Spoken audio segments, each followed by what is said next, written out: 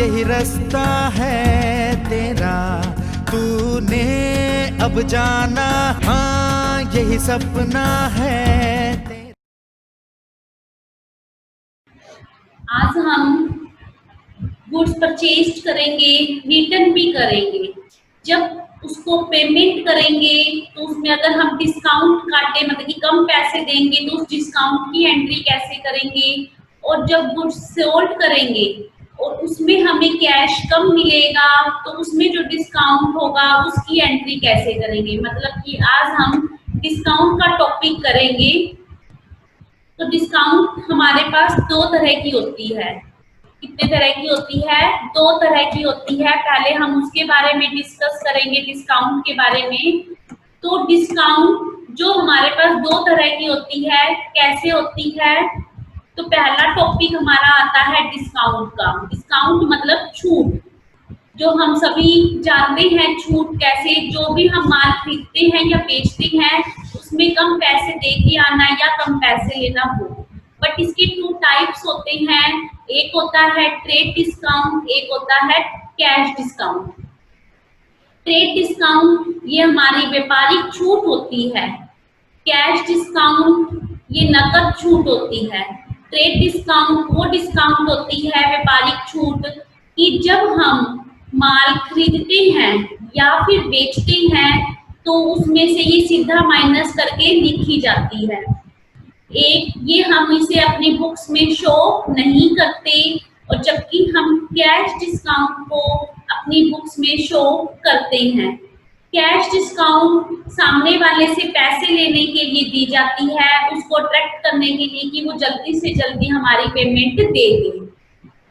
Trade discount वो छूट होती है कि व्यापारी को, जो बिजनेसमैन है, उसको अपना माल से ज्यादा देने के लिए, कि अगर आप इतने का माल लोगे तो आपको इतनी डिस्काउंट मिलेगी। वो हमारी ट्रेड डिस्काउंट होती है। ये बड़े बड़े व्यापारी फुटकर व्यापारियों को, मतलब कि छोटे व्यापारियों को अपना गुड्स लेने के लिए आकर्षित करते हैं, उनको डिस्काउंट देकर। जबकि ट्रेड डिस्काउंट को हम अपनी बुक में शो नहीं करेंगे, कैश डिस्काउंट को हम अपनी बुक्स में शो करेंगे। तो अब इस टॉपिक के अंदर हम कैश डिस्काउंट करेंगे और नेक्स्ट क्लास में हम ट्रेड डिस्काउंट करेंगे। तो अब आज हम करेंगे कौन सा डिस्काउंट? Cash discount. तो आप देखोगे कि हमारे पास फर्स्ट एंट्री है goods purchased. Goods purchased from Mahesh ₹10,000। कह रहा है goods purchase from Mahesh ₹10,000। Simple entry है, माल खरीदा है महेश से कितने का? 10,000 रुपए का। तो हम सिंपल एंट्री कर सकते हैं। तो इसका परफॉर्मा बनाना हो तो देखिए कि कैसे बनेंगे। जैसे हम जर्नल के अंदर सिंपल परफॉर्मा बनाते हैं, सेम वैसा ये इसके अंदर भी बन जाएगा। तो जैसे हमें लाइन लगानी है तो सबसे पहले हम यहाँ पर परफॉर्मा बनाने के लिए लाइन लगाएंगे।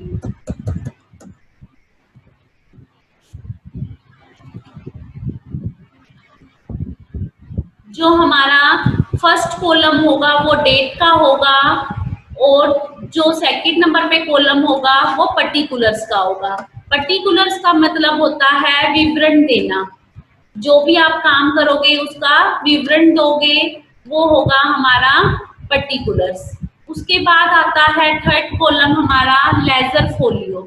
अभी तक हमने इसका यूज नहीं किया है। इसका यूज कब करते हैं? जब हम टैली के रजिस्टर्स के अंदर काम करेंगे। जब हम टैली के रजिस्टर के अंदर काम करेंगे तब हम इसका यूज करेंगे। तो हम यहाँ पर लेजर फोलियो, LF का मतलब क्या होता है? Ledger folio. इसका यूज हम कहाँ करते हैं? टैली के रजिस्टर्स के अंदर। ठीक है, ये हमारा अमाउंट है डेबिट साइड का, ये हमारा अमाउंट है क्रेडिट साइड का। तो ये हमारा डेबिट साइड है और ये हमारा क्रेडिट साइड है। तो हम हमारी फर्स्ट एंट्री पर आते हैं। तो हमारी फर्स्ट एंट्री क्या है? क्या कह रहा है? Goods purchased from Mahesh. माल खरीदा है आपने 10,000 रुपए का, तो हम एंट्री क्या करेंगे, परचेज। परचेज कर रहे हैं, माल खरीद रहे हैं, तो एंट्री में क्या लिखेंगे, परचेज अकाउंट डेबिट। तो और उधार में ले रहे हैं तो क्या आ जाएगा, टू महेश। तो हमने यहाँ पर एंट्री की है परचेज अकाउंट डेबिट। कितने का था, 10,000 रुपए का था, 10,000 से डेबिट कर दिया। ऊपर जाते हैं तो देखेंगे यहाँ पर महेश, मतलब कि उधार में, कहीं पे भी कैश नहीं आया, तो हम यहाँ पर क्या लिख देंगे, टू, यहाँ पर क्या लिखेंगे, टू महेश। अकाउंट नहीं लगाएंगे, नाम आ गया।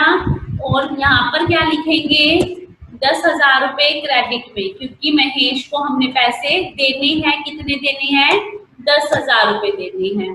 तो हम नरेशन के अंदर क्या लिखेंगे, for goods purchased from Mahesh. हमने माल खरीदा है महेश से, कितने का, 10,000 रुपए का, ठीक है।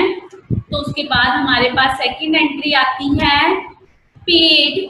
अब देखो माल खरीदा है तो पैसे भी देने पड़ेंगे, तो देखो सेकंड एंट्री में कहता है paid cash to Mahesh ₹9,600।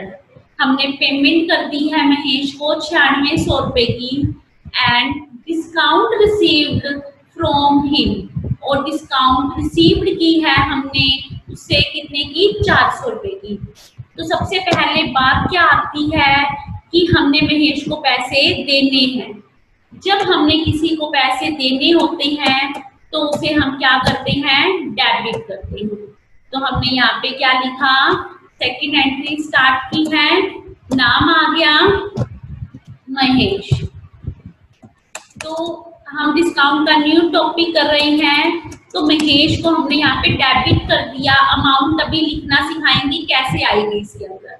To क्या दे रहे हैं, टू कैश, हम इसे क्या दे रहे हैं, कैश दे रहे हैं।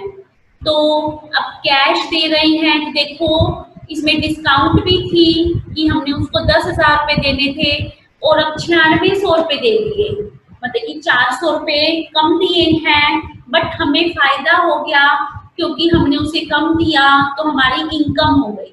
तो उसे हम क्या बोलते हैं, डिस्काउंट रिसीव्ड बोलते हैं। अब डिस्काउंट रिसीव्ड आ गई कितने से, 400 से।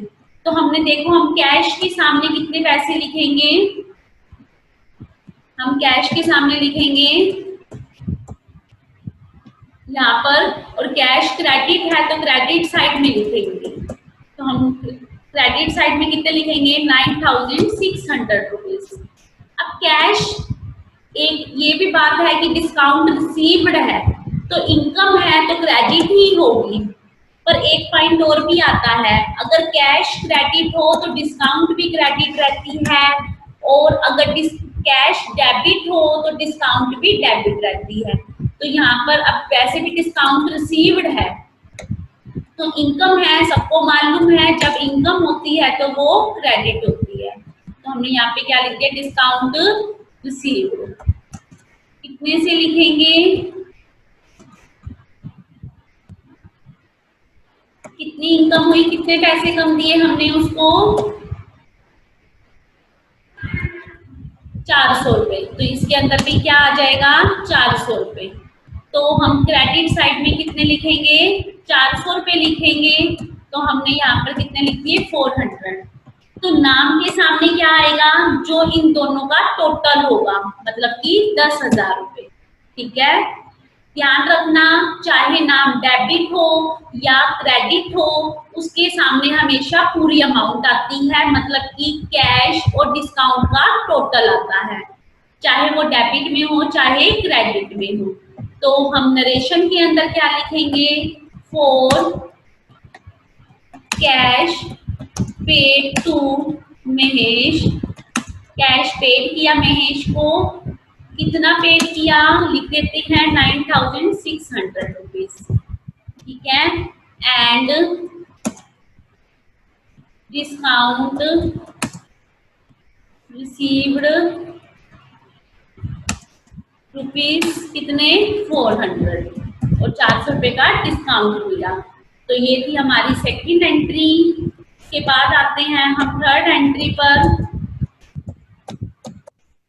तो हम थर्ड एंट्री करेंगे, ऊपर जाते हैं वापिस। थर्ड एंट्री में कह रहा है goods sold to Harish. Harish को माल बेचा है हमने कितने का 30,000 रुपए का। हमने कितने का माल बेचा हरीश को 30,000 रुपए का माल बेचा है। तो हम एंट्री क्या करेंगे, Harish account debit to sale. क्यों? क्योंकि कैश नहीं आया, उधार में बेचा है। तो एंट्री भी पूरी होगी 30,000 रुपए से। तो हम यहाँ पर एंट्री क्या करेंगे, थर्ड एंट्री, माल बेच दिया है किसको, हरीश को। तो यहाँ पे क्या लिखेंगे,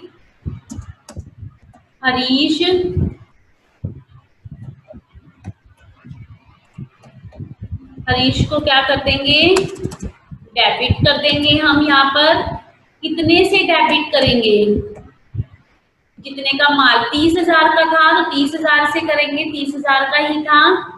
तो हमने यहाँ पर हरीश को क्या कर दिया, 30,000 से डेबिट कर दिया, क्योंकि माल हरीश ले गया। हमने क्या किया है, क्या कर दिया, टू सेल अकाउंट। माल बेच दिया है उधार में, कितने का बेचा है, 30,000 रुपए का। 30,000 से क्रेडिट कर दिया है। नरेशन के अंदर क्या करेंगे, फॉर गुड्स सोल्ड, माल बेचा है हमने, किसको बेचा है, देखो लिखा हुआ होगा एंट्री के अंदर हरीश को।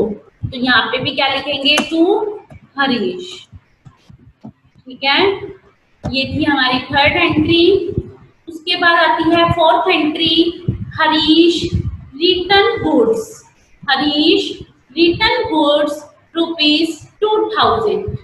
तो अब 2,000 रुपये जो है हमारे, हमने उसको माल बेचा था और उसने हमें 2,000 रुपये का माल वापिस कर दिया है। अब उसने 2,000 रुपये का जो माल वापिस किया है तो हम उसको कैश नहीं देंगे, क्योंकि उसने भी उधार में, हमने उसको उधार में बेचा था। तो अब उसमें से माइनस हो जाएंगे और कुछ नहीं होगा। तो अभी तो कुछ भी नहीं करना।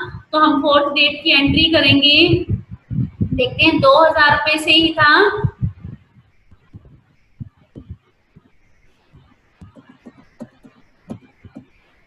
तो हम भी यहाँ पर फोर्थ डेट की एंट्री डालेंगे, फोर्थ डेट।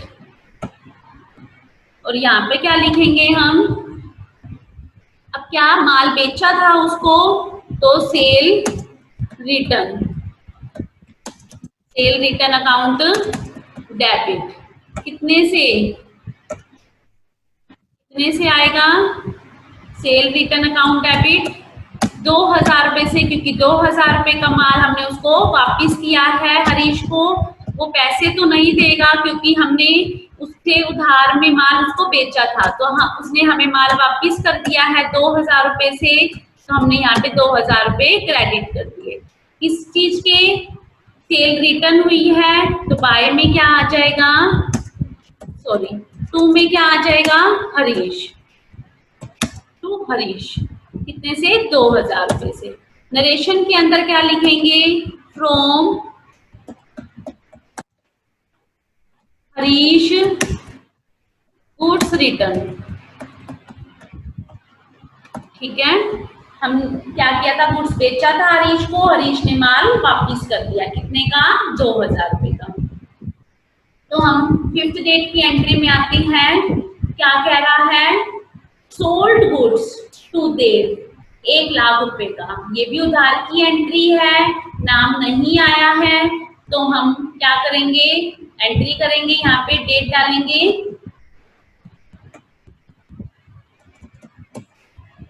फिफ्थ डेट की। सेल की एंट्री है तो मतलब कि माल बेचा है किसको, देव को, तो देव को डेबिट कर दिया।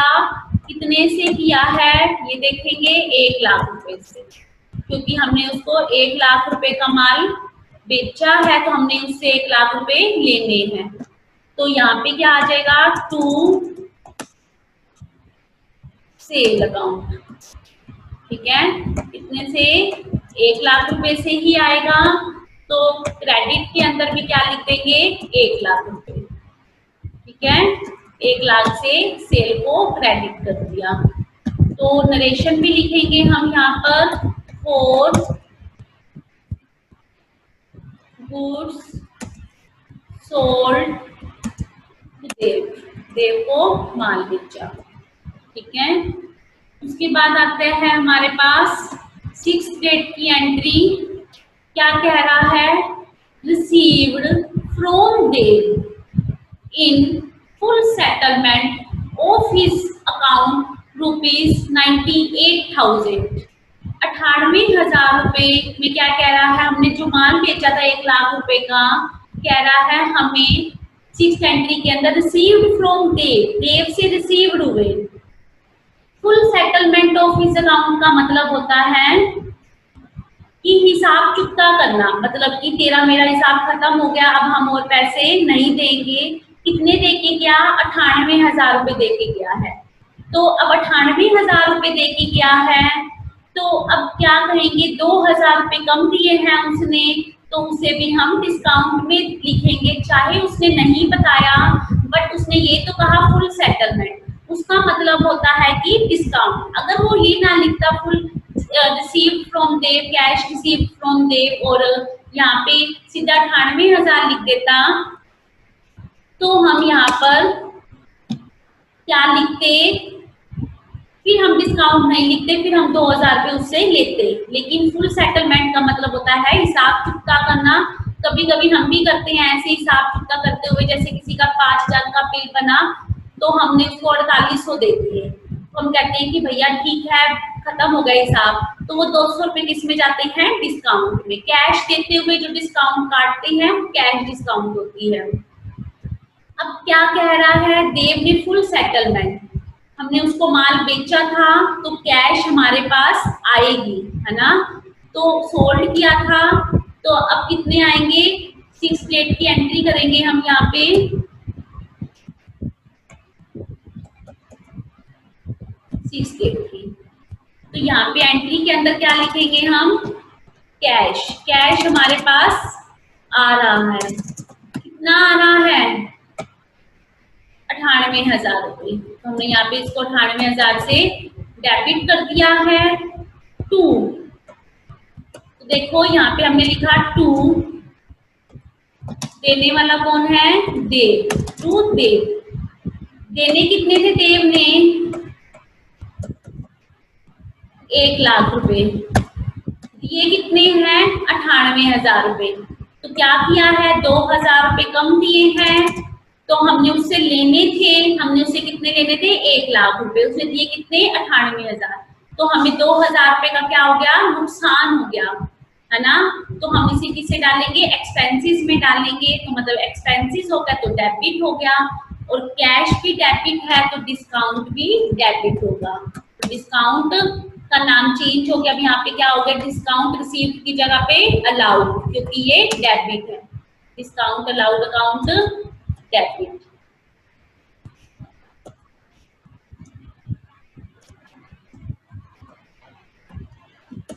अकाउंट डेबिट कितने से, 2,000 रुपए से। कितने से हुई है, 2,000 रुपए से हुई है, तो 2,000 रुपए ही आएंगे, तो यहाँ पे हम क्या लिख देंगे, 2,000 रुपए। ठीक है, तो हमारी एंट्री होगी ये, देव ने हमें 98,000 रुपए दे के हिसाब चुकता कर दिया। फॉर कैश रिसीव्ड, हमें रिसीव्ड हुए हैं फ्रॉम, किससे, देव से, कितने रुपीस, 98,000 रुपए, एंड फुल सेटल ये बताना पड़ेगा हमने इसको ऑफ हिज अकाउंट।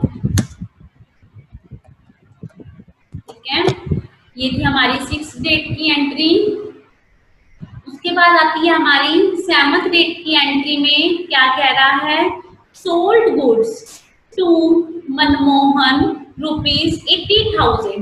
80,000 रुपए का माल क्या कह रहा है, बेच दिया। देखो नाम आ गया तो इसका मतलब क्या है, उधार में बेचा है। तो हम 80,000 रुपए से एंट्री करेंगे मनमोहन की।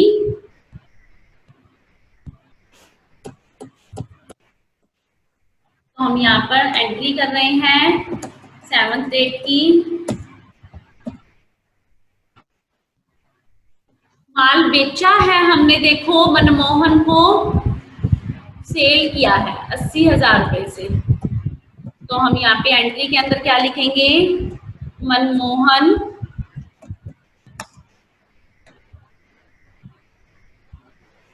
को डेबिट कर देंगे कितने से, 80,000 रुपए से। हमने कितने का माल बेचा है उसको, 80,000 रुपए का। तो यहाँ पे क्या आ जाएगा, 80,000 रुपए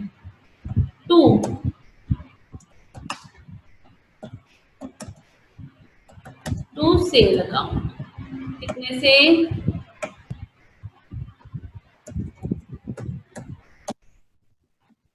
80,000 रुपए से।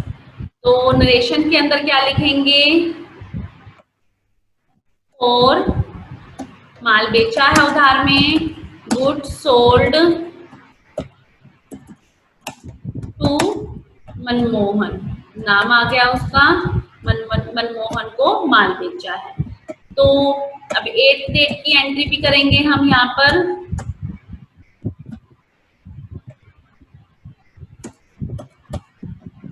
तो 8th डेट में देखो क्या कहता है,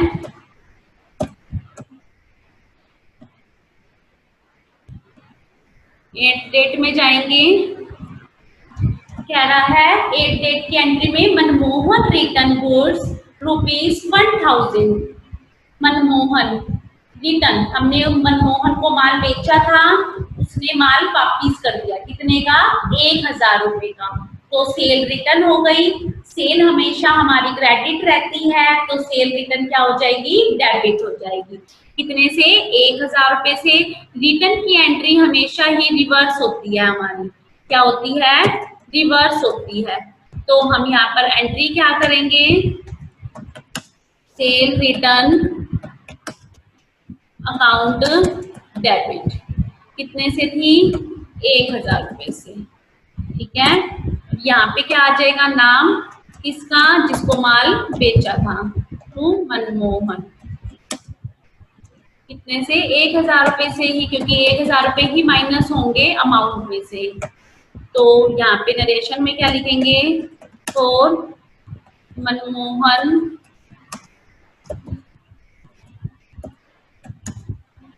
गुड्स रिटर्न। ठीक है, उसके बाद आती है हमारे पास 9th डेट की एंट्री। देखेंगे उसमें क्या कह रहा है, उसके अंदर कह रहा है रिसीव्ड फ्रॉम, रिसीव प्राप्त करना, फ्रॉम मनमोहन से, इन full settlement of his account ₹78,200 रुपए। तो अब सबसे पहले देखेंगे कि हमने उसे पैसे लेने कितने थे। हमने उसको माल बेचा था 80,000 रुपए का, और जिसमें से उसने 1,000 रुपए का माल वापिस कर दिया। जो माल वापिस आता है उसको हम माइनस कर देते हैं, तो कितने का माल आया, 1,000 रुपए का। तो कितने आ गए, 79,000, 79,000 रुपए लेने हैं हमने उससे। और वो क्या कह रहा है, received from Manmohan in full settlement of his account ₹78,200 कि मनमोहन ने हिसाब चुकता कर दिया है पैसे देकर, इससे हमें मिल गए 78,200 रुपए। हमने लेने कितने थे, 79,000, मतलब कि 800 रुपए कम दिए हैं उसने हमें। तो हम 800 रुपए की एंट्री कैसे करेंगे वो देखेंगे यहाँ पर। तो हम 800 रुपए की एंट्री करेंगे यहाँ पर हम 9 डेट की एंट्री डाली हमने। तो सबसे पहले तो हमारे पास कैश आ रहा है ना, हमारे पास कैश आ रहा है कितने से, 78,200 रुपये से, ठीक है। और हमने उससे लेने कितने थे मनमोहन से, पहले वो देखेंगे। टू मनमोहन 80,000 का तो माल बेचा था हमने उसको, और 1,000 का उसने वापिस कर दिया था, मतलब कि 80,000 रुपये में से 1,000 रुपये गए, तो हमने उससे कितने लेने हैं, 79,000। तो हम यहाँ पे कितने लिखेंगे, 79,000, ठीक है। अब देखो क्रेडिट साइड में तो 79,000 आ रहा है और डेबिट साइड में 78,200 रुपीज इक्वल नहीं है, क्योंकि उसने कितने पैसे कम दिए, हमने 79,000 में से 78,200 माइनस कर दिए, तो कितने आ गए, 800 रुपीज, मतलब कि उसने 800 रुपीज हमें कम दिए हैं। तो यहाँ पे क्या आ जाएगा, डिस्काउंट अलाउड, अकाउंट डेबिट, कितने से, जो भी अमाउंट होगी इसके अंदर से डेबिट 800, खर्चा है अलाउड आ गया, अगर रिसीव्ड होता तो इनकम आता, तो हमने इसको 800 से क्या कर दिया, डेबिट कर दिया है। तो अभी नरेशन भी लिखेंगे हम यहाँ पर इसकी, फॉर कैश रिसीव्ड, क्योंकि सेल किया था तो रिसीव्ड होगा, from Manmohan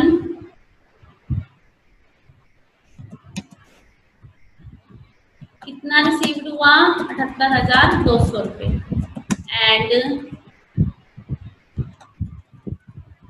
full settlement of his account, ठीक है। क्या कह रहा है, फुल सेटलमेंट भी कर दी अकाउंट की। तो जब हमारे पास देखो दो तरह की डिस्काउंट होती है, डिस्काउंट अलाउड और डिस्काउंट रिसीव्ड। जो अलाउड होती है वो एक्सपेंसेस होते हैं, इसलिए उसको डेबिट करते हैं। तो इस पे बात करेंगे कि अलाउड एक्सपेंसेस कैसे होते हैं। जैसे अभी इस एंट्री के अंदर देखा होगा आपने, मनमोहन से 79,000 रुपये लेने थे और उसने 78,200 दे दिए, जो उसने 800 रुपये कम दिए हैं वो हमारे लिए एक्सपेंसेस हैं। और यही टॉपिक रहेगा, जब हमने किसी को देने होंगे और हम कम देंगे तब डिस्काउंट रिसीव्ड हो जाएगा, तो वो हमारी इनकम हो जाएगी। तो इनकम होगी तो रिसीव्ड को क्रेडिट करेंगे, और जब अलाउड होगा तो उसे डेबिट करेंगे। और वैसे भी जहाँ पर कैश डेबिट होता है तो वहां पर डिस्काउंट भी डेबिट होती है, और जहाँ पर कैश क्रेडिट होता है तो डिस्काउंट भी क्रेडिट होती है। तो आज का जो हमारा टॉपिक था वो डिस्काउंट का, तो उसके अंदर आज हमने कैश डिस्काउंट की थी। तो नेक्स्ट क्लास में हम ट्रेड डिस्काउंट करेंगे।